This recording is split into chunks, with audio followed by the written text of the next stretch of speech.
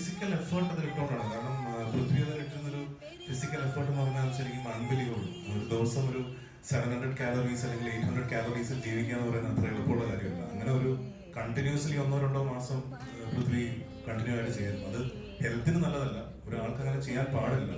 ഏതൊരു ഡോക്ടറോട് പോയി ചോദിച്ചാലും നിങ്ങൾ എങ്ങനെയാണ് ജീവിച്ചിരിക്കുന്നത് ചോദിക്കും. അപ്പോൾ അത്രയും എക്സ്ട്രീംസ് ചെയ്തുകൊണ്ടാണ് പൃഥ്വി അങ്ങനെ ഒരു സ്റ്റേറ്റ്മെന്റ് പറഞ്ഞത്, ഇനി അങ്ങനത്തെ ഒരു പടം ചെയ്യില്ല.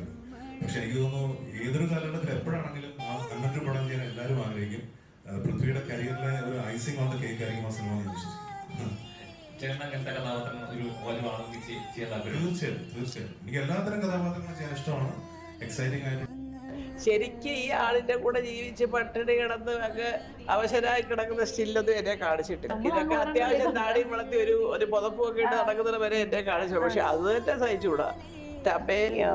കടി കുറച്ച് അപ്പൊ പോരാ.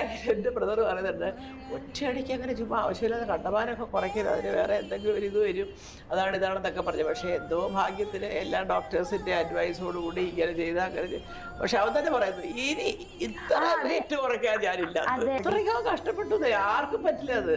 ഇവിടുന്ന് പോയി ഏതാണ്ട് ഒരു 10-20 ദിവസം കൊണ്ട് അവരൊരു 10-20 കിലോ കൊണ്ട് പിന്നെയും കുറച്ച് ശരിക്കും കാണാം. ഈ 6 പാക്കോ 3 പാക്കോ 4 പാക്കോ എന്ത് പാക്കോ അതെല്ലാം ഇനി കാണാം. ഒരിക്കലും ചെയ്യാൻ പാടില്ലാത്തതാണ്. എനിക്ക് ഓൺ ലൊക്കേഷൻ ഞങ്ങൾക്കൊരു ഡോക്ടർ ഓൾവേസ് ഓൺ കോൾ ഉണ്ടായിരുന്നു. ഞാൻ